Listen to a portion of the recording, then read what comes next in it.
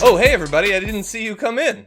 Anyway, it is the Friday edition of the Damage Report where I have Brett on the show. Not only on the show, but also before the show.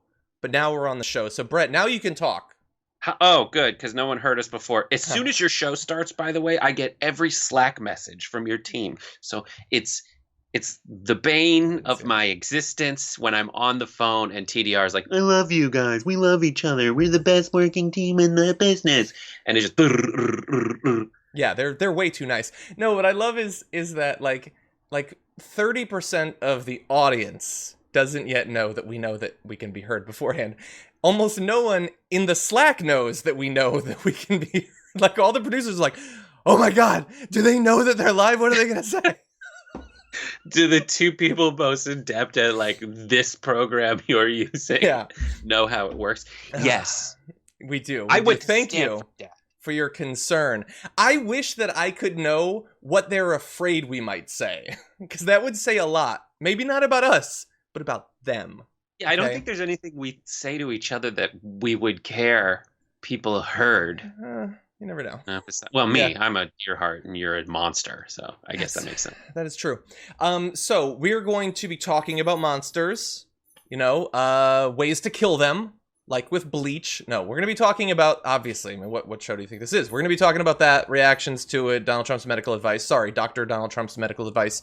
But we also have more. Food safety. It's a topic Brett and I talked about last week. Turns out things are moving quickly when it comes to meatpacking plants, industrial agriculture, and all of that stuff. So we're going to be giving our updates on that. And of course, it is Friday, so we're also going to have the garbage people of the week. And I think, sort of the rumblings I've heard on social media in the chat, this is a much anticipated garbage people of the week. So we'll see if we can deliver. I might have a little bit of a curveball, to use a sports metaphor for you.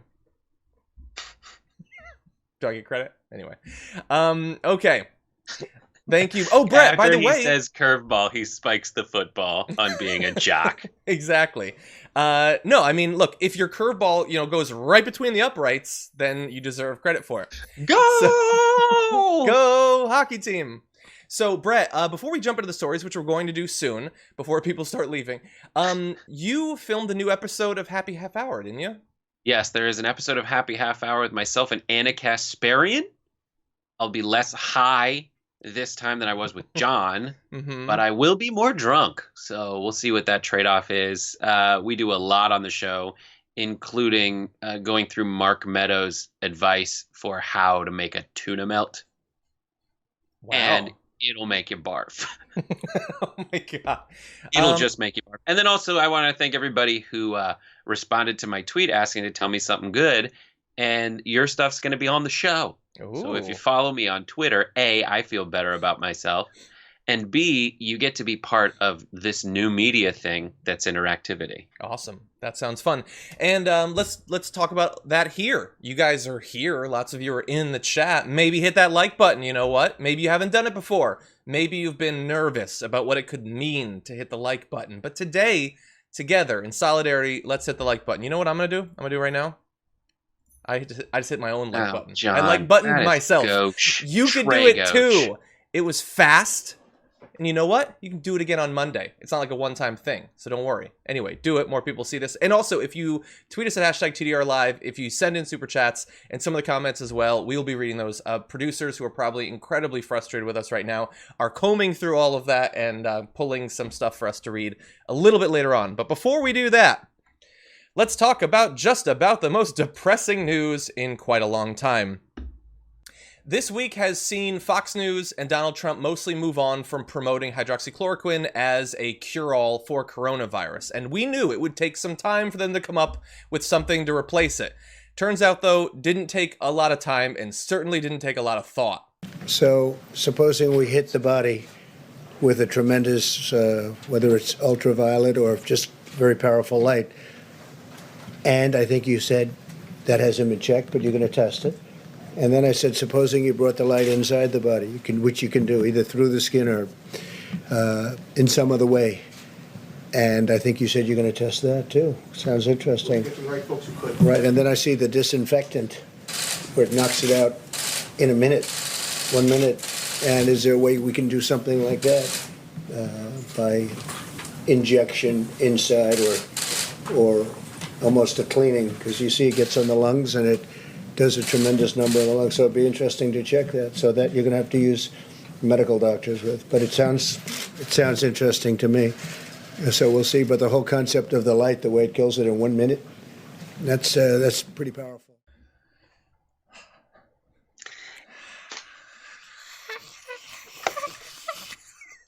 Did you ever wish that you could scream so loud that the universe ended? You guys want to do some lines? What was that? Let's do some comment lines. I just set it up. Just snort it. Cures, cluster headaches, pretty much everything. Does a number on the brain. All I got's Febreze, John. Mm-hmm. Does it respond to smells? Does it do smells? It's not a cure, but it's a treatment. It's a treatment. Yeah.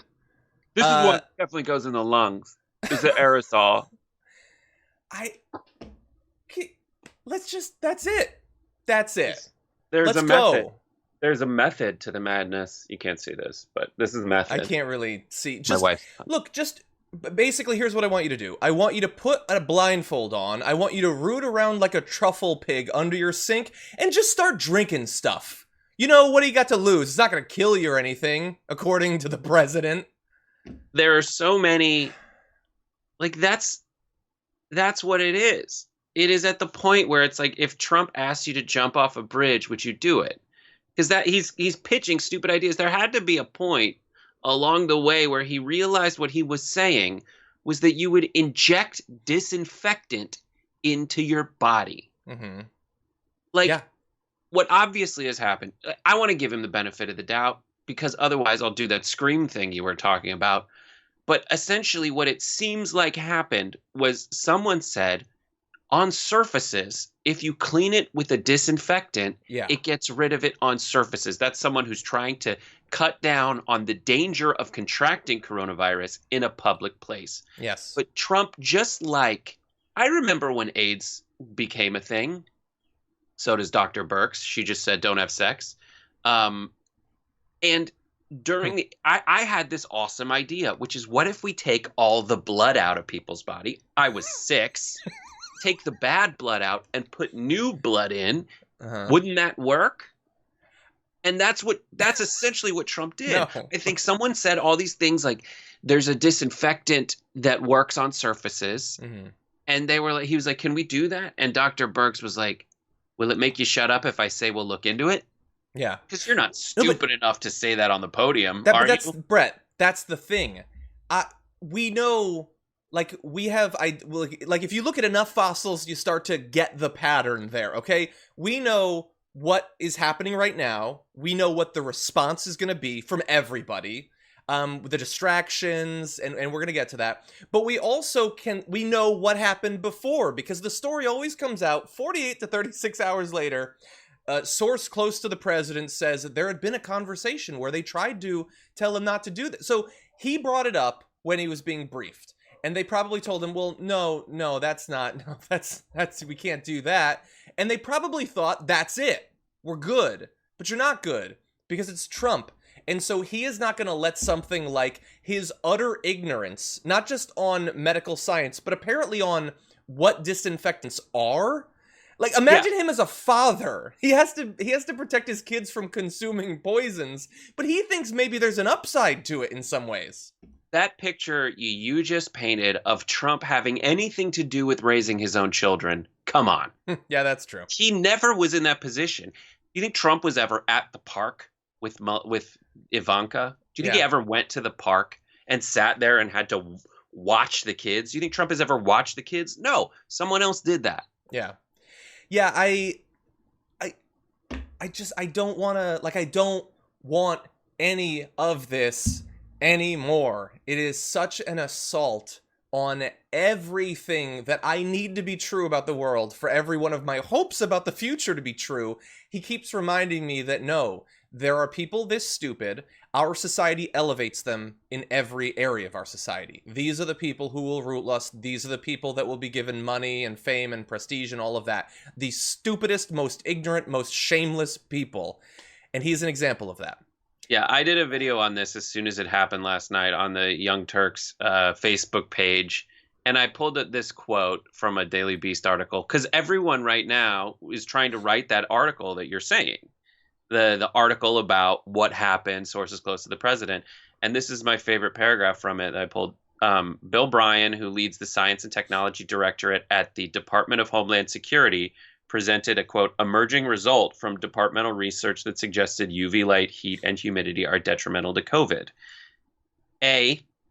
It's an emerging result, right? So it already has been, if it was in any way promising, they would have called it a promising breakthrough, a groundbreaking discovery. But no, it's downgraded to emergency result, which is like the bottom of that totem pole. Mm-hmm. And then did it come from the National Institute of Health? Did it come from the CDC? Did it come from any epidemiologist? No, it came from the Department of Homeland Security. Yeah.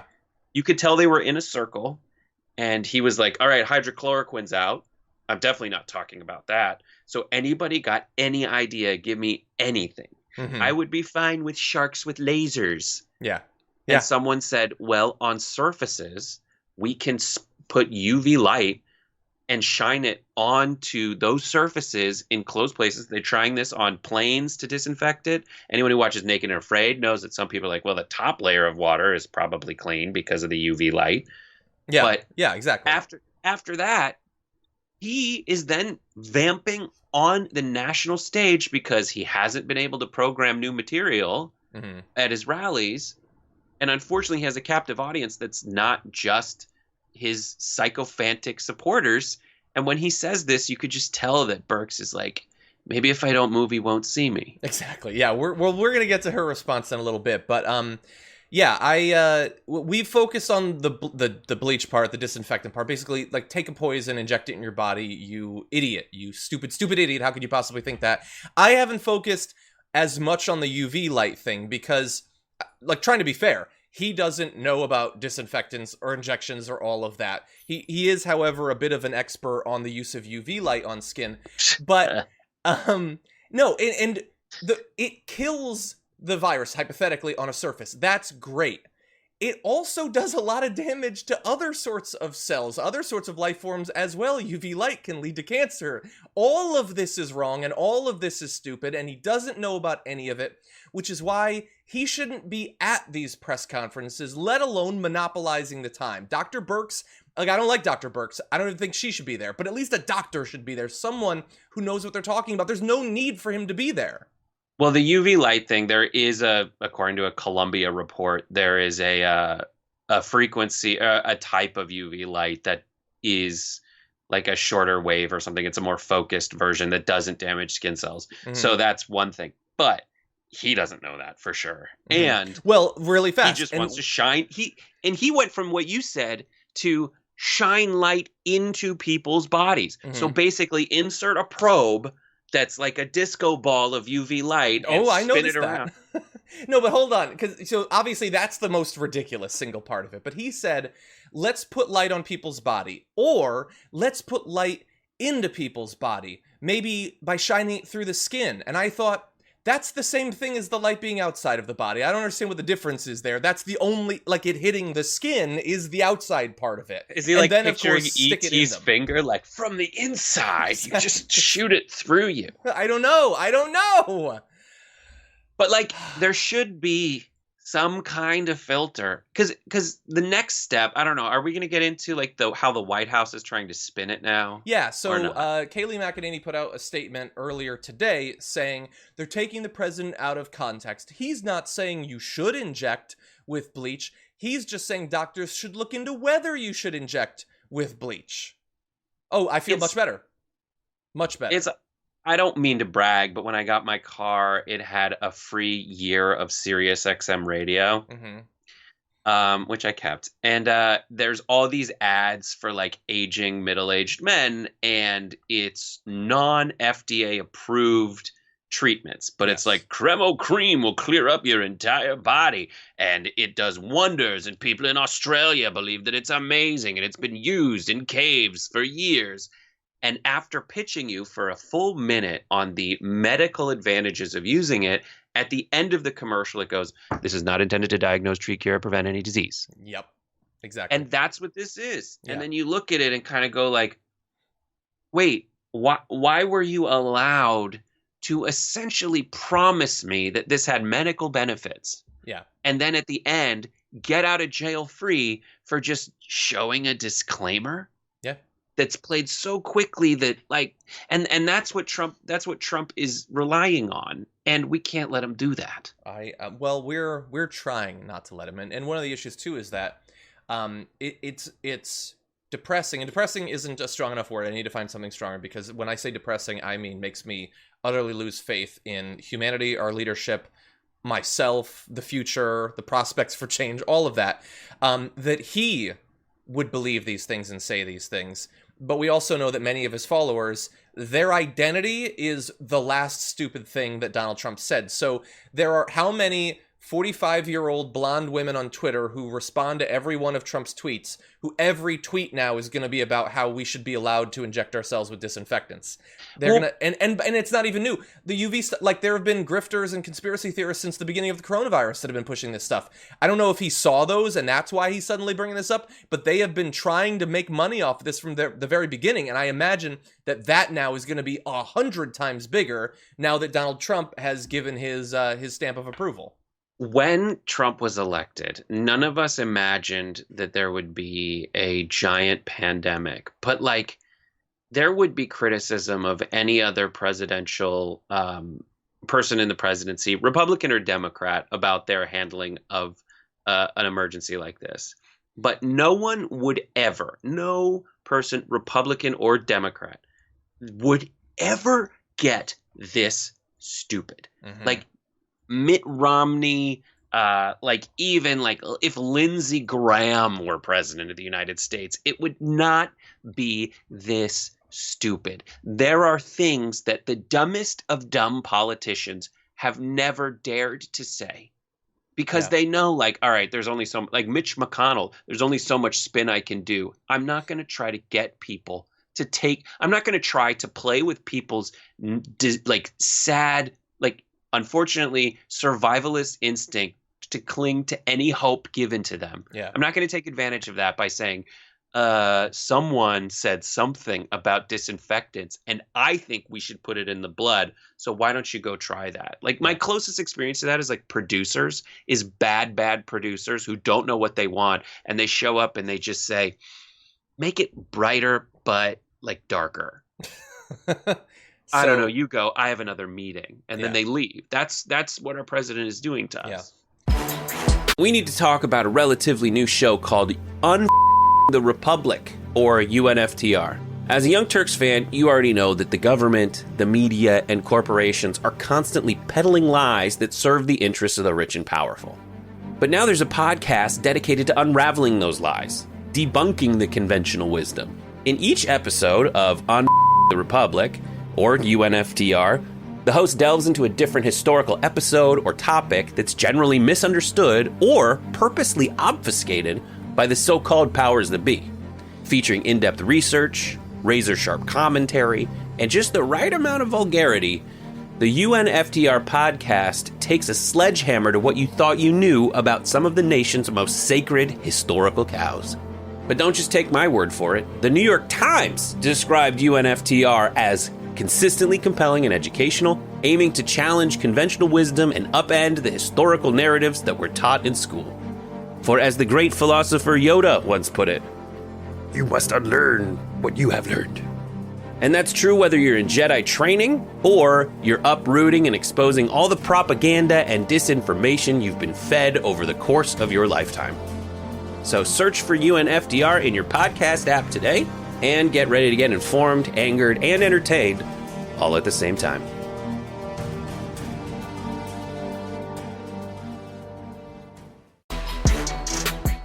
Bill says Trump now saying he was being sarcastic. I haven't seen that yet. No. He was not being sarcastic. That's like when, I don't know what Googling Trump sarcastic. Yeah, Trump tries to walk back speculation about injecting disinfectants, claiming he was being sarcastic. Nope. That's like, remember when Matt Gaetz was like, when I wore the gas mask, I was making fun of how serious it actually was, man. And it's like, no, you were making a joke. No one in this world should be able to like have a kid and believe that Trump was being sarcastic at that point. He wasn't being sarcastic. Like, we've seen him joke. We often disagree about whether a joke he's told is funny, but I can acknowledge when he's joking, he was not joking there. He's a joke. This whole thing is a joke, but he was not joking. That was not sarcasm. Yeah. That was the universe being sarcastic at us. Inject disinfectant. Inject disinfectant. Inject disinfectant. Sarcastic. So this is a joke to you. So this is a joke. Oh, people are dying. People might die. So this is a joke to you. Brett, that's 100% the response to what he just said. I don't even want to talk more about the sarcasm. It's just a lie. It's 100% a lie, but every Fox host will be saying, yeah, he was just being sarcastic. It was a joke. Why can't the left get comedy? Why can't they get that he was being funny? How many people died while he was doing that little sarcastic 59-second thing? A couple people, definitely. Mark Grennan, who is one of the people peddling the potentially lethal industrial bleach as a miracle cure. And apparently he told Trump that chlorine dioxide, a powerful bleach used in industrial process such as textile manufacturing that can have fatal side effects when drunk, is, quote, a wonderful detox that can kill 99% of pathogens in the body. He added that it, quote, can rid the body of COVID-19. He wrote that letter to Trump a few days ago. Wow. Oh, God. Now we know. So the light thing came from the Department of Homeland Security. The chlorine thing came from someone selling chlorine. And this is after the death of that one guy and the hospitalization of the wife of him, of his wife, who saw hydroxychloroquine and decided to drink fish tank cleaner because it had chloroquine at the end of the chemical. And he died and she went to the hospital. So following Donald Trump's inject bleach to get rid of COVID rant, we knew what was going to happen. People were going to start defending him. Obviously, on the right, they were going to do that, but it isn't just on the right. Before we get to that, though, I want to show you an instantaneous reaction. Often, it's over minutes, hours, days. Here's a reaction as Donald Trump is going on his rant. Here's Dr. Birx. So, supposing we hit the body with a tremendous, whether it's ultraviolet or just very powerful light, and I think you said that hasn't been checked, but you're going to test it. And then I said, supposing you brought the light inside the body, which you can do either through the skin or in some other way. And I think you said you're going to test that too. Sounds interesting. Right, and then I see the disinfectant, where it knocks it out in a minute, 1 minute. And is there a way we can do something like that?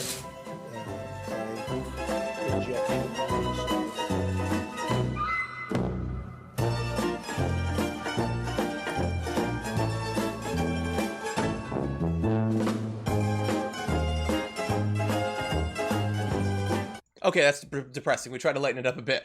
But anyway, Dr. Birx was later found hanging from her decorative accessory scarf. She like tries to just blank face stare at him, and then eventually she can't look at, like, she is taking a moment to say, hello darkness, my old friend, effectively. Like, she's a doctor. Not one that I agree with on a lot of things. She's gotten a lot of things wrong, but she believes that she believes in science. Time out, though. Like, during that, Trump clarified we should have medical doctors look at that. Yeah. Those. And that part where she's just if we can find them. What other doctors would be your instinct to have look at that? Dr. No? Yeah. Dr. Detroit? Dr. Doom. Dr. Disrespect. Dr. Evil's more of a cloning guy. He like smiles. The entire thing is a joke to him. We passed 50,000 deaths in the past day. We had another 2/3 of a 9/11 yesterday alone. And he's joking or serious, I don't know which is better, which is worse, about injecting disinfectants into your body. Gargling pine sol or something like that. And she has to serve him. She has to watch that. She is our first, last, and only line of defense against the worst scum of the universe. Like, that's who she is. I guess. Dr. Birx is the only... Fauci, yeah. He's but like, better. Fauci, I don't know how he still has a job. That's true. He pushed out Dr. Bright, who was the vaccine guy who said, I'm not going to push your hydrochloroquine nonsense, allegedly. And then Dr. Birx, is the one who is essentially the Trump whisperer. Like, Fauci comes in and is like, no, that's not going to happen. Birx is the one who takes the science and translates it so that Trump's dumb brain can understand it. And she knows that that's she seems to know. All of this is protection because I don't know her at all. Like, who is Dr. Birx? What's she like? We're taking the cues that Trump picked up on, selecting her as the central casting, like, doctor who has good bedside manner. Yeah. But she's not a psychiatrist, and Trump needs one of those. That's true. I mean, can you imagine him confiding doing self-reflection and analysis and then taking the advice of someone who became an expert by studying and practicing? No part of that is possible. What is the Sopranos analysis like? Those scenes where Tony talks to a psychiatrist, what would it be like with Trump? That's a good idea for a sketch at the very least. Well, you're a narcissist. We know that to be true. But are you also psychotic? I think you should set it up. I know who could play the psychologist. She's probably right off camera right now. Anyway, so that is Dr. Birx, who is questioning literally every decision she ever made in her life that brought her to this point. But you also have right-wing media. Now, as we go live, there hasn't been much time for it just yet, but we do have a little bit from Fox and Friends. Now, Ducey is the reasonable one, so he has to acknowledge on some level that this is crazy, but he also has to defend the president. So let's see him attempt to do both of those things. I know some people online have made a big deal out of the president saying they're looking at light, whether it can do something for somebody on the outside of their body, inside the body, injections of disinfectants, which is poisonous. So then he moves on to questioning Dr. Oz, who shouldn't be there, who never should have been there, but definitely should not still be on the air. So he's like, some are making a big deal out of, well, it is poison. So yeah, that's true. Some are making a big deal out of it. You make big deals out of big deals. When even the bootlicker is like, can I like get some kind of like mint spray to put on your boots because I can't handle this anymore. Like, that guy can't come up with one sentence. He knows he wants to start with take it out of context, but then he gets to the actual statement in context and there is nothing he can do about it. Yeah. He can't come up with something, so he has to say which is poisonous. Now, if Trump had said, what Trump should have said, what any reasonable person would have said is, well, we're still looking on ways to cure this disease. Obviously, those are our priorities. In the meantime, we're looking at ways to make public spaces more safe and COVID resistant. And the ways that we are doing that is to find effective, fast-working disinfectants. And there is a potential use for a certain kind of ultraviolet light that within 1 minute will kill the virus when it's out on surfaces, making places less dangerous. Yeah. But he didn't say that.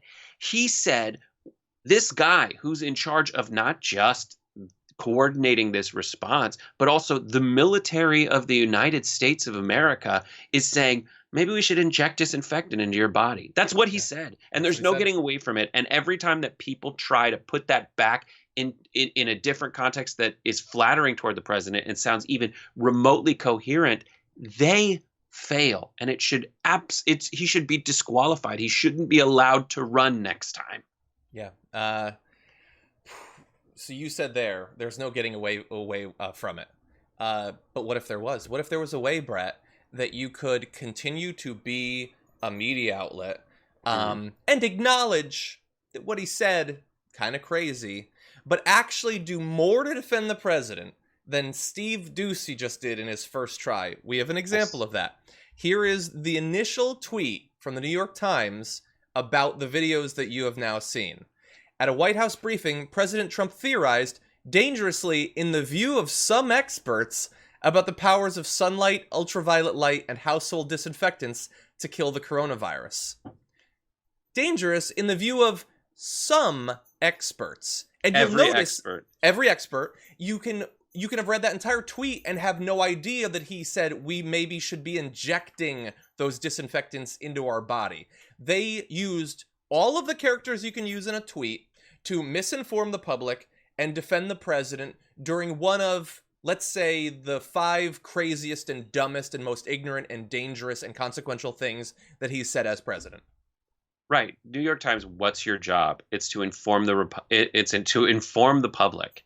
And Trump has taken advantage of your misunderstanding of your initial calling to, in every possible way, get you to write that tweet so that someone who is looking to be informed isn't.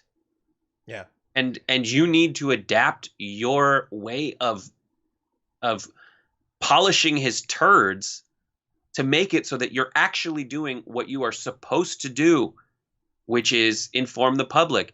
The news you just put out is not fit to print. No. You need to reword that. It's like the last tweet they had about Biden, where like we could not find a pattern of misconduct except for then in the same breath, like this pattern of misconduct. Yeah. Just say it a different way. Say it a different way. Say it accurately. Either they're just bad at their jobs, or they're afraid of being attacked. I don't know. But these outlets that so many people rely on to get their news, not necessarily their analysis, but their news. How many times have I criticized the Twitter account of The Hill for just putting out a tweet that's a link to a story that probably has context in it, but the tweet is just President Trump said blank. And it's crazy or it's untrue, but they don't acknowledge it. And the 100 times as many people who will see the tweet as read the article will never know that truth. That is whether it's intentional or not. And at a certain point, the difference becomes negligible. It doesn't matter. It's a philosophical thing. They are doing the work of propagandizing for the president. The New York Times is doing that. Now, I was angry at them initially. I woke up this morning and I said they need to retract this. They eventually did. Tweeting, we've deleted an earlier tweet and updated a sentence in our article that implied that only some experts view the ingestion of household disinfectants as dangerous. To be clear, there is no debate on the danger. And I looked at the timestamps of the reply and the initial thing, and while the condemnation of their tweet was instantaneous, it took them 11 and a half hours to retract it. A full night, and what percentage of people will see the retraction in comparison to saw the initial tweet? I mean, I don't know. I don't know, because I think the kind of person who reads the New York Times, people who get the New York Times delivered, who knows? I think the politically active folks are overrepresented online when you relate that to like how many people there actually are. What our perception of how many people are really outraged and angry and all that reacting to this, especially in this time frame, is warped. But the next question is the people who do, like the folks you would typically think are like the age where they would get the New York Times delivered. A lot of them are now getting their news on Facebook. Now, what news outlets, in giant quotation marks, what news outlets Facebook apparatus is the most effective at delivering it to them? It's not even the watered down, weird, contorted, convoluted New York Times nonsense tweet. It is someone who has no problem completely grossly misrepresenting the truth and presenting exactly what Kayleigh McEnany said directly to their face without even probably including the video, the source video, just saying everybody's freaking out, being unfair to Trump and not really getting his full context. Here's Kayleigh McEnany to explain. Yeah, exactly. Hey, I saw in the chat someone was like, this channel should be called the Hate Trump channel. I'm like, okay, that's sort of, I think, a dumb, ignorant thing to say on most days. But today, on Bleach Day, you're here to say that we're wrong to be angry that the president is encouraging people to do, like, you support the president. Okay, why are you chatting? Why aren't you off injecting Clorox into your body? That's what he wants you to do. Inject Clorox and then go out there and get infected with coronavirus. That is what he's been working to accomplish for literally months now. It's that, plus, like, I know there's a lot of people who are like, that's not really what the problem is, man. There's a lot of stuff that's actually the real problem. And it's like, yes, those things that you want me to focus on, I'm also focusing on. Those are also the real problem. But, like, I remember when Trump got elected, and you hate when I talk about farts on this show, but I'm going to do it right now. He is a giant fart smell. And unfortunately, you're going to get used to it. You're going to get used to it. You are not going to realize that you are in a fart smelling room. And then and you need someone to walk into that room. And that's what I would like to do, is be the person who walks into your fart room and say, man, it smells like total farts in here. You've gone nose blind. Yeah. And if we stop doing that, then he's just going to keep farting in our faces. And that's the last time I'll say fart, besides this next one, fart. Okay. And and my response has been for the past couple of years to two responses. Well, probably 1,000, but I'll give two to why are you focusing so much on Trump? One, because he has more individual political power than literally anyone else on the planet. And two, I worked as hard as literally anyone in terms of using my platform to stop him from getting that power. I was attacked constantly for focusing so much on the run-up to the 2016 election on stopping him from getting that power. I would have loved to have had no reason whatsoever to cover him after November 6th or so for the last 3 years. I've had no reason to talk about him even once, and I tried to make that happen, but unfortunately, it didn't happen, so we're stuck with him and stuck with the consequences of him. And as we always say, elections have consequences. Yesterday, they had about 23 to 2,400 of them, just on coronavirus alone. And so we're going to continue to provide some oversight on him. Last week, we talked about the possibility that lowering regulations by the Trump administration on meatpacking plants and other large manufacturers of food, making it easier for diseases to spread in the future, that could lead to future coronaviruses. But perhaps we were looking too far into the future, because right now it's looking like this disease could continue to be spread, as well as others, because of those regulations that have already been changed. So plants are starting to close down because some of them are having waves of coronavirus cases. We've got an example of that. Last week, Smithfield shut down one of the largest pork plants in the country after hundreds of employees contracted the coronavirus. Hundreds! The plant in South Dakota, whose output represents 4 to 5% of U.S. pork production, is reported to be the largest single-source coronavirus hotspot in the U.S. with more than 600 cases. That is amazing. The conditions that would result in 600 employees at one place getting the disease, the idea that that wouldn't result in the disease being spread on anything that they were producing seems incomprehensible, Brett. I think the very obvious solution to this is just put disinfectant in your meat. Like when you get your food, you know how a lot of people, you can brine it to get it a little juicier. I say just like take a little bit of Comet and pop, pop, pop. A little salt, a little pepper, a little peppercorns, abrasive maybe blanqueador, bam, bam, bam. Mm-hmm. You want to form a light crust over the pork. Also, UV light is really effective on this. So if you're going to eat breakfast, why not do it on the surface of the sun? I've heard rumors that the coronavirus can't survive on the surface of the sun. And look, just in case, Brett's being sarcastic, everybody. But yeah. Have to say, yeah.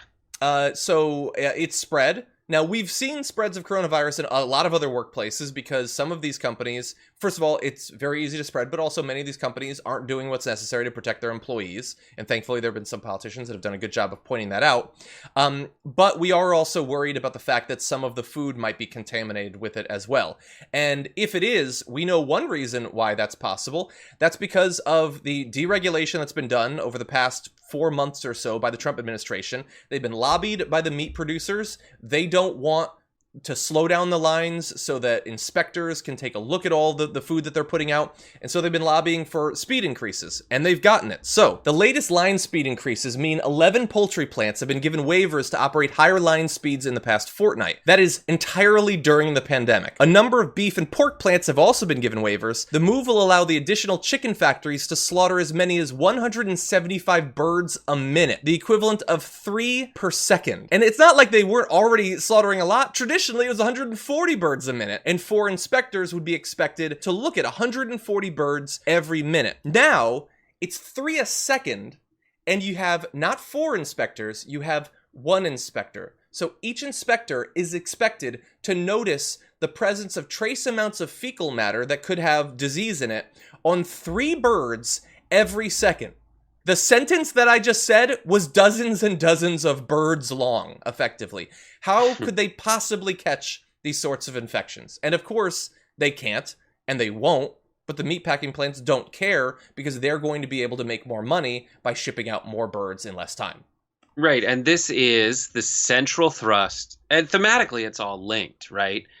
The moneyed interests who have sway in Washington, who can affect actual change, don't care about you. They're scientifically incompetent, and that's convenient because if they weren't scientifically incompetent, they would understand the actual consequences of their actions.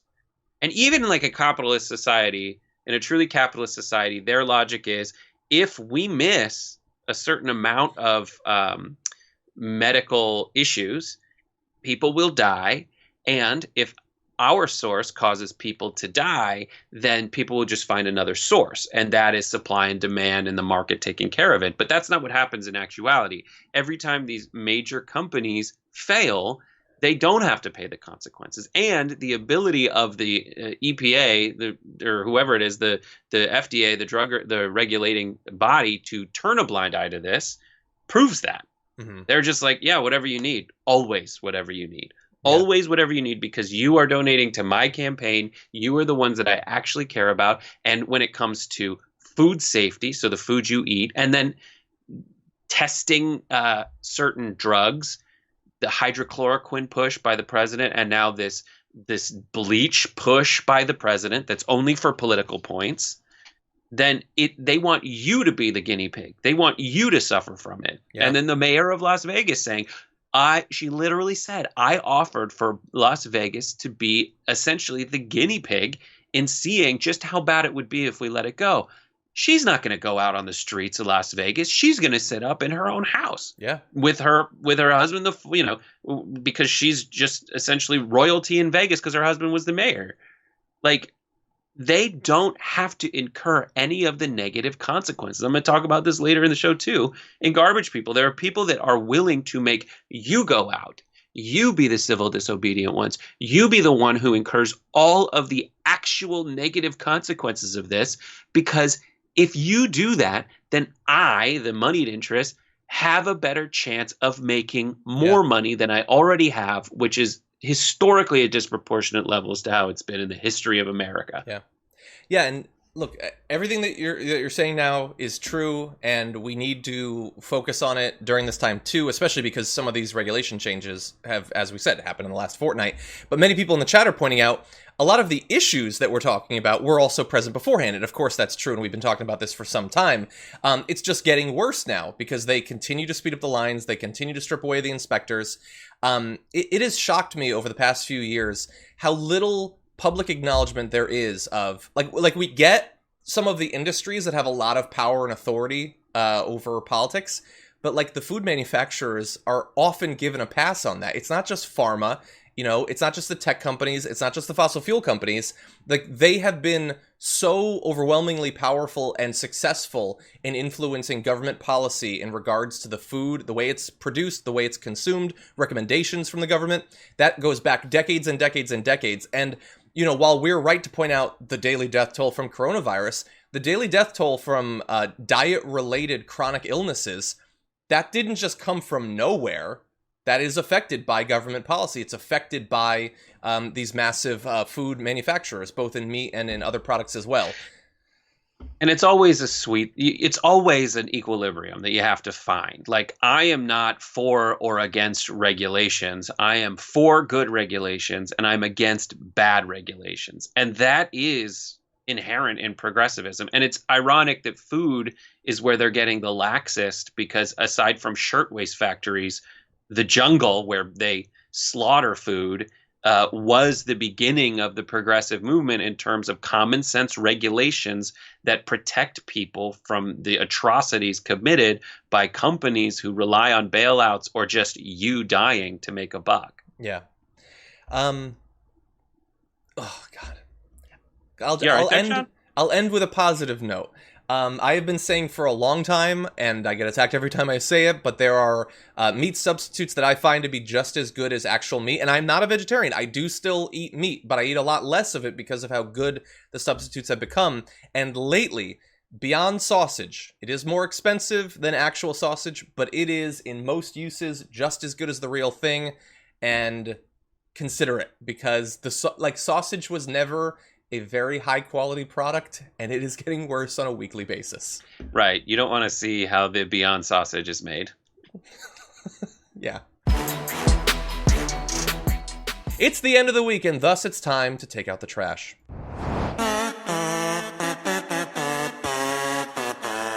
This is the Garbage People of the Week. Brett, you're here. Each week, we choose one person to hold up as an example of fine trash in America. We didn't talk about who should go first. Do you want to go first? Yeah, I'll go first. Okay. Mine is Stephen Moore.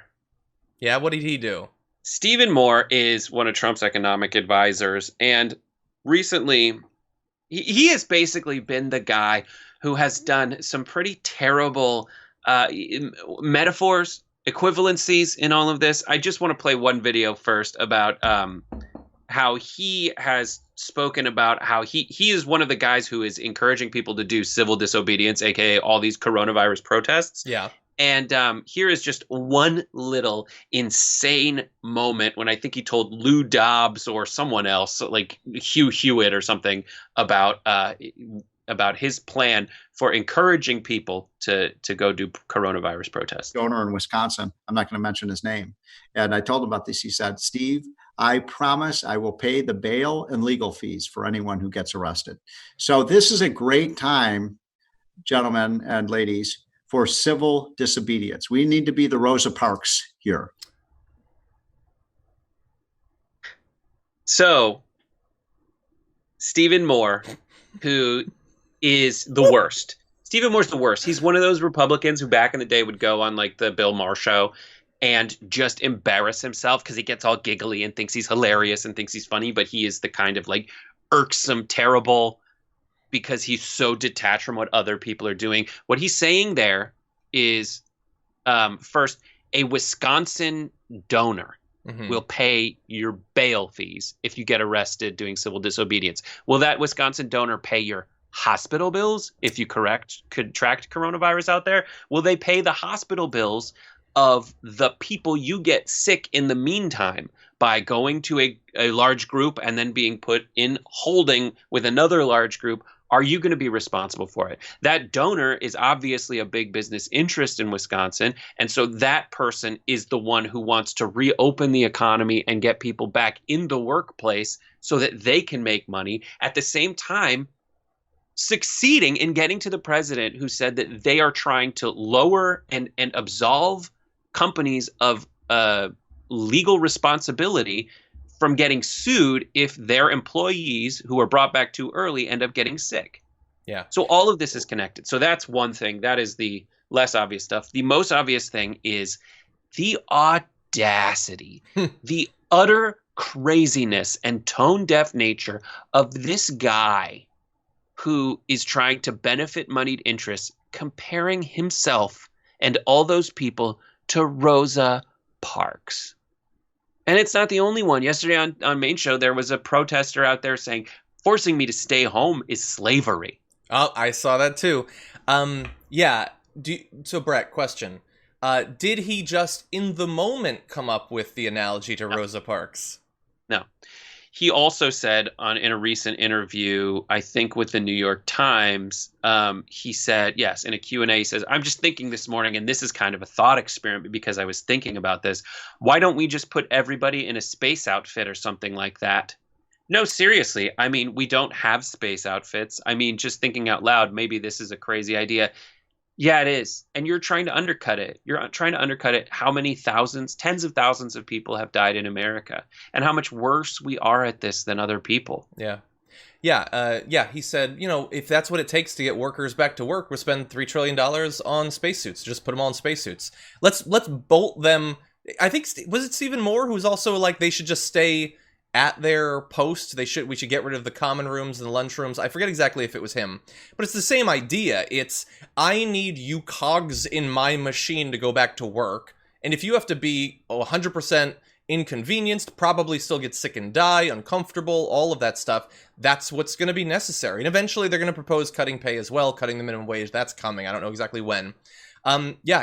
He is perhaps the least sophisticated of the you need to die for my 401k crowd, I would say. Right.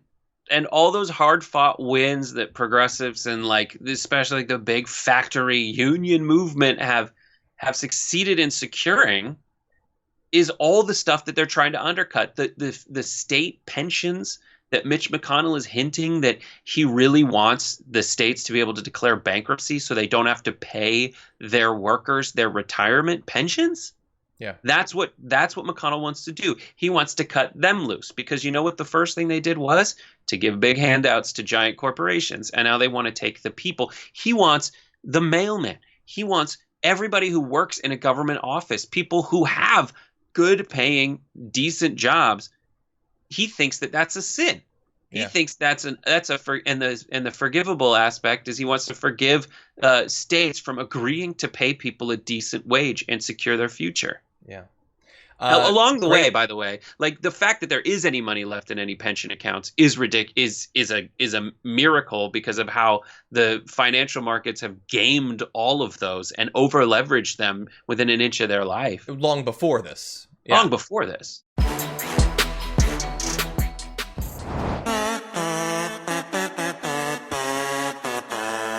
So, for my garbage person of the week, we turn to someone who you might not have been thinking about for this, but I am going to bring up this person, Larry Summers. Wait, Larry Summers? I mean, he hasn't been involved with coronavirus lately and all that stuff, so why is he being balled up? Why is he being thrown in the trash? Well, he's not necessarily the garbage person of the week for stuff that he did just this week, although he is in the news this week, and that is because he is providing economic advice and analysis for Joe Biden. And so, if Joe Biden ends up winning, Larry Summers might end up being a part of his administration. And look, we've done in the past on TYT for years and years and years has done analysis of Larry Summers and all the bad things he's done and thus what he would represent coming back to the administration. I'm just going to jump through a couple of the initial issues that you should have with Larry Summers. So one is, Summers was the first name on the Biden do not reappoint list published last month by the American Prospect's Robert Kuttner, who wrote that Summers in 2009, quote, not only lowballed the necessary economic stimulus and ended it prematurely, but he successfully fought for rescuing the biggest banks rather than taking them into temporary receivership. We went back and found Naomi Klein. She had written in 2009 an article for Washington Post titled "Why We Should Banish Larry Summers from Public Life." You should go read it. I'm just going to read one bit from it. She said, "He has been spectacularly wrong again and again. He was wrong about not regulating derivatives, wrong when he helped kill Depression-era banking laws, turning banks into too-big-to-fail welfare monsters, and as he helps devise ever more complex tricks and spends ever more taxpayer dollars to keep the financial casino running, he remains wrong today." Let's also not forget, hey, here's a picture of Larry Summers currently advising the Biden campaign at Jeffrey Epstein's residence in 2011, 3 years after Epstein was convicted of raping children. Now, he's not the only famous person there. See if you can spot another one. But anyway, Larry Summers, Billy, one of the many people hanging out with Jeffrey Epstein. But Jeffrey Epstein's issues do go back a long way, but so do Larry Summers. So I want to take you back to Let's see. Oh, here's a random quote. One of the reasons that inequality has probably gone up in our society is that people are being treated closer to the way that they're supposed to be treated. There's a guy with some empathy that's advising potentially the next president. Back in 1991, he had this memo. Now, I know that you can't read that. It is about the economic incentives to dump toxic waste in Africa and other less developed countries around the world. Not going to read the entire thing for you, but here's a nice little tidbit. The economic logic behind dumping a load of toxic waste, that's his wording, a load of toxic waste in the lowest wage country is impeccable. I've always thought that underpopulated countries in Africa are vastly underpolluted. Only the lamentable facts that so much pollution is generated by non-tradable industries and that the unit transport costs of solid waste are so high prevent world welfare-enhancing trade in air pollution and waste. So the lamentable fact is it's just too costly to take all of our toxic waste and dump it in Africa, a place that I consider to be underpolluted. That's Larry Summers, who has been wrong and awful and awfully wrong and wrong in the ways that he's awful for decade after decade after decade. He has had more articles written banishing him than anyone else I've seen, and he's advising Joe Biden right now. So he's a garbage person right now. He's a garbage person yesterday and last year, and he looks like he's going to continue to be a garbage person in a position of power if Joe Biden wins. That's a great one. I hadn't seen that thing, but like everything about that is everything wrong with what like an economist or a self-professed like economic actor needs to go through in order to arrive at the solution that like you probably should just dump your waste on Africa. Like what I wish you hadn't shown your work. I wish you just would have said I don't need to do it. No, I read 2 sentences. It's all over the place. Like, you can find more if you want. And so, look, thankfully, there are good people who are responding quickly to this. The Justice Democrats and Sunrise Movement are calling for Biden to remove Larry Summers as an economic advisor. I don't know if there's already a hashtag, so I'm going to suggest hashtag ban Larry Summers. I would love to see that trending. And I know that this isn't the sexiest pick or whatever, but I'm really worried that this is the sort of news that's going to sort of slip through the cracks. But he is exactly the sort of person that should be nowhere near a future Democratic administration. Now, that was my pick, and you had Brett's pick, but we also polled all of you, as we always do, on the community tab of the Damage Report channel. We gave you possible garbage people after getting suggestions from you on Twitter. You all chose Vegas Mayor Carolyn Goodman, got 55% of the vote. That's with nearly 4,000 votes there. Brian Kemp was a runner-up. You also see a good bit for Ron DeSantis there. And look, it's not a perfect segment because she would have probably been my pick if we hadn't already done an exhaustive thing about her yesterday. So yeah, I always kind of go through the TDR YouTube page to see like if I missed something that you did. I know, and that's why I want to have a time when we're done with our picks to acknowledge other, like, she's the perfect sort of person for garbage people. She just happened to be awful on Wednesday night rather than Thursday night.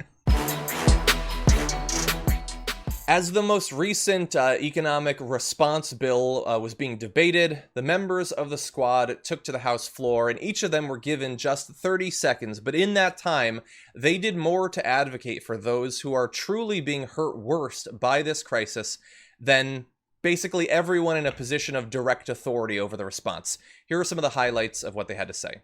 And on behalf of my constituents in the Bronx and Queens, New York's 14th congressional district, the most impacted district in America, calling people losing their families every day. It is a joke when Republicans say that they have urgency around this bill. The only folks that they have urgency around are folks like Ruth's Chris Steakhouse and Shake Shack. Those are the people getting assistance in this bill. You are not trying to fix this bill for mom and pops, and we have to fight to fund hospitals, fighting to fund testing. That is what we're fighting for in this bill. It is unconscionable. If you had urgency, you would legislate like rent was due on May 1st and make sure that we include rent and mortgage relief for our constituents. Thank you very much. Families are in crisis. Food pantry lines around the block. Rent is due again in 8 days. The community health centers and hospital workers in my district are desperate. This is a crisis within a crisis, exacerbating every inequity that already existed. This chamber will determine how many more lives we are robbed deprived of. Now is not the time for backpats. Our nation is crying out. The people are crying out, and we must answer their cries in the CARES 4 package with a bill that puts the... It's indefensible for us not to support, to replenish the PPP. But it's also indefensible for us not to focus on replenishing the coffers of Americans and focus on making sure they are able to support paying their rent, making sure that our cities and states are not going bankrupt, and making sure American families are not dying of hunger. Madam Speaker, this bill is only necessary because in the last bill, Republicans prioritized a $500 billion gift to corporations that turned around and laid off workers who bailed them out. Our people need us to prioritize public health and testing, and they need reoccurring monthly relief payments now. This is Skylar Herbert. You need to see her face because there needs to be a human face to this pandemic. She's 5 years old, died from coronavirus. Skylar loved dressing up and performing, and she loved and adored being in kindergarten. Her death should be a wake-up call that we must act in urgency. Her father, a firefighter. Her mother, a police officer. First responders. And the amount of guilt that they feel because maybe they didn't have access to testing, and that's exactly why they're out there telling her story every single day. Please, let's act now in urgency. Okay, I'm not going to lie to you. Even right now, but especially the first time that I saw Rashida Tlaib pointing out Skylar's picture, it kills me. It devastates me. And it's a reminder, like I've tried every day, even depressingly so, to take stock of the toll that this crisis and the crises that the crisis are causing are, having on America. But those numbers, again, as we always say, like if 2,400 people died last year, that's 2,400 tragedies, 2,400 stories, 2,400 families and sets of friends. And that was just one picture, and it just kills you. And to know that there are so many more, even right now, as we're filming this, more that did not need to die. And so I am so glad that Rashida Tlaib, and you can hear in her voice how much she cares about these people and how hard she's fighting to try to help them. But all the rest as well, they were all great. Ayanna Pressley was great. And AOC, like, they've been very consistent. I understand the response will be, oh, but they did this thing that I don't like. Yes, and we should be critical of them as well. We should hold them accountable as well. But my job is not to grind up everyone who advocates for my values and my positions and try to convert them into you liking me more because I say that I'm superior to them and I make you feel superior to them. They are advocating for the right policies. They are advocating with passion, making clear their values, and hopefully inspiring more people to support those values and those policies. And I think that we are so lucky to have them. And I can't believe that just a few years ago, we didn't have any of them. And I hope that we have a lot more in the future. I hope that there are people out there right now, and we've tried to show you through interviews with these candidates the right people that need to join them. Maybe some of you watching right now will run someday and provide more support to these politicians who really do have our back. I could both talk for a lot longer about it, and I could say nothing because when you watched each of them speaking, what you felt, it's what I feel. And it feels good to have someone there expressing the same sort of frustration and rage over the way that this crisis has been botched, both before it hit, during, and up until and including today. And so thank you to all the representatives in that video for doing your job. I wish that there were hundreds more like you. There should be. It's what we need. It's what I feel like we deserve. We are in a time when, thanks to the coronavirus, primary elections have largely been postponed or at least radically changed, and we still don't know exactly what we can expect between now and the national election. Will we see a massive rise in vote by mail, a delay of the election? These are all things that people are worried about, that I am worried about, and so we've decided to bring on an expert to talk about these topics, as well as a recent article that he wrote. And so we are joined once again by author and campaigns manager for Equal Citizens, Adam Eichen. Welcome back to the Damage Report. Thanks for having me again, John. Very glad to have you on. And so, look, I've been reading your recent work, and among other things, you've been talking about sort of what role the media can play in making sure that we move in the right direction for elections and that people stay up to date with the knowledge that they need to know. So what are some of the things that you think that the media should be doing? Well, there's no question that we're going to be moving to elections where significantly more people will be voting by mail. That's pretty much a fact. I mean, whether it's in the upcoming primaries or in the general election, it seems like even if hopefully the coronavirus pandemic lessens during that time and there's less of a public health risk, I don't think people are going to be super eager to be voting in person. And so, a lot of states are currently moving their laws to ease absentee ballot requirements, which is a really great step. Not all states, but a lot of states are moving in the right direction. And so one of the good thing, again, is that states are acting. A potential bad thing is that election laws are changing so quickly, it's very difficult for people to keep up with what's happening.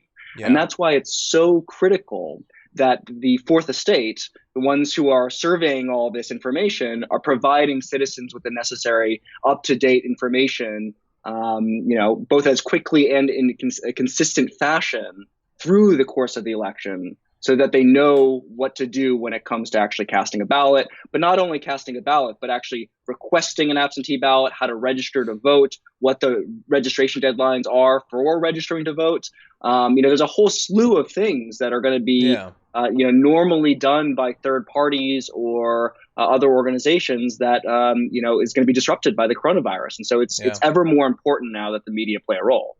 Well, and we want to reassure people that we are going to be linking in the description of this video a link to vote.org, where you can find out, among other things, voting procedures for each state. You can find out absentee ballot procedures, check your registration, find out about different deadlines, including for registration, find out if your state offers online registration, how to submit your ballot, these sorts of things.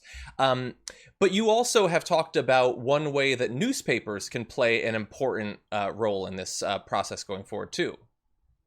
Right. And so this is such a, I think, brilliant idea. And it was spurred by the actions of a small paper in upstate New York, the Ithaca Times, in 2018. Kentucky law professor and I, Josh Douglas and I, wrote an article for the Washington Post in 2018 calling on states or newspapers in states across the country to, on their front page, print a full voter registration form that any recipient could cut out, fill out, and send to the Board of Elections where applicable. We would love to see this idea spread now, especially. Josh Douglas and I wrote this article in Talking Points Memo arguing the same thing, that newspapers right now can do that. One of the scary things, John, is that most people are registered in normal times, registered to vote through the DMV or through voter registration drives by the League of Women Voters, for example. These things can't happen right now. And so there's going to be a huge registration crisis unless we figure out creative ways to get people registration forms. And so newspapers, have access to, sending people things directly to their homes. States aren't going to mail out registration forms because that's one thing states could do, right? A great idea is that, the state of Massachusetts could send out a registration form to every unregistered voter. They could do that. The federal government could do that. But until they do, why not have newspapers send out registration forms with their weekly, the Sunday edition? And that way, when people open up the newspaper, they see a registration form and they say, oh, I'm not registered. I should register to vote. Yeah. Or it's printed on the front page, or, there's so many different creative ways. And I have to say, just in addition to this, it's not just the registration form. As I said, it's also the maybe they don't send an absentee request form, but they certainly tell readers and subscribers, and it's not just newspapers, it can be online media outlets as well, and they provide a link to this, but some sort of information about what the deadline to request an absentee ballot is and how to request an absentee ballot. And this is critical, John. Not only that, but what are the best practices to make sure that your absentee ballot is accepted once you submit it? Because as we know from 2018, there are a lot of states that are pretty regressive in terms of the how they disenfranchise voters once they actually cast an absentee ballot. And so this is all something within the purview of, media organizations. And I should say, and maybe this this may be controversial, but cable news and even local television news programs have to step up as well. Mm-hmm. I mean, there's no reason why they can't bring on experts to talk about how to request an absentee ballot, why it's so critical, and to send people, as you're doing, which is, I think, really commendable, to a place like vote.org, where they have compiled all of the necessary information to participate in elections in the age of COVID. And it seems like a great idea, and it seems obviously important that, especially considering a lot of the uncertainty that's out there, that people have this information now. But as you point out, our concerns around a number of different aspects of the voting process, registration, absentee ballots, all of that, didn't start with coronavirus. So it would be nice if we could also use this opportunity to fix some of the problems that we had going into this crisis, and I think that a lot of your advice would help in that. So one other thing that I want to talk about too, though, is clearly the most important thing is making sure that people can actually vote without exposing themselves to coronavirus, and their vote can be counted. But we are also concerned about the perceived legitimacy of the election. And I'm curious, if we follow some of the advice that you and others have suggested, if we don't, what are your overall level of confidence of whether there will be a sense of legitimacy in the end for a national election that might occur during a pandemic like this? Well, I think the first part of the any sort of response is that it's not too late to act to ensure an election that is safe with maximum participation. Congress could act right now. The Democrats could hold a red line that says no future stimulus money without strong protections for our democracy. That means, the Brennan Center for Justice, for example, estimate that at least $2 billion is needed to make sure that our elections are crisis proof. Congress must allocate that money. It's really not a question of if. They must do that. And as well as ensuring things with a mandate of early voting, no excuse absentee balloting, online voter registration, the list goes on. We know exactly what to do. And where Congress doesn't act, states have to act, right? If Congress doesn't step up, then we have to be pushing our state officials to pass the necessary reforms to hold an election. But again, we know what to do, John. I mean, this is the almost frustrating part. We know that we need to expand no excuse absentee balloting. We know there needs to be a robust early vote period, because here's the thing: we can't just have an all mailing ballot, because we know that that's going to disenfranchise certain communities. Yeah. So we have to have limited in-person voting too, with strong early voting. And so these are things that we have to push we have to push our state lawmakers to act. And if we do that, our elections can proceed. It'll be disrupted, but we can hold a strong election. And if we don't, look no further than Wisconsin a couple weeks ago. Yeah. We can see what happens when we don't adequately prepare. And there's not necessarily, the actors, the state, the election clerks weren't acting nefariously when they weren't able to get some of the absentee, ballots out. It's just they were completely overworked, because what they didn't do is they didn't prepare enough.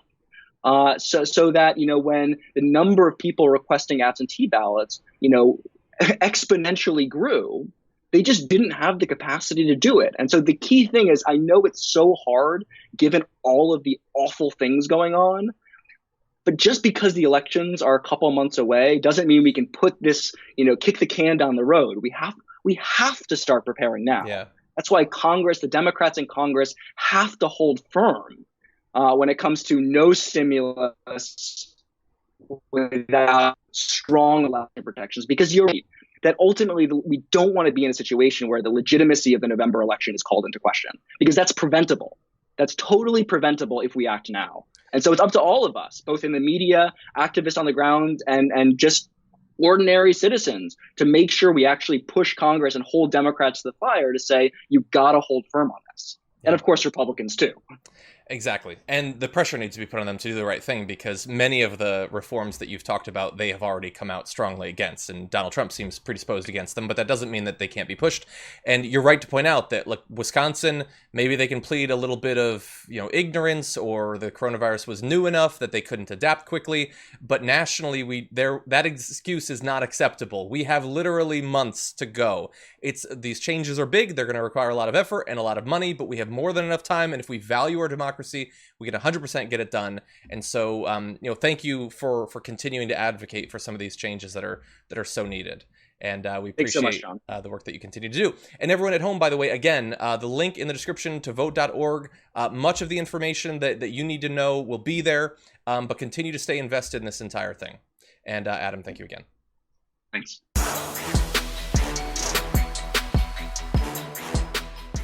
Thanks for listening to the full episode of The Damage Report. Support our work, listen ad-free, access members-only bonus content, and more by subscribing to Apple Podcasts at apple.co/TYT. I'm your host, John Adarola. I'll see you soon.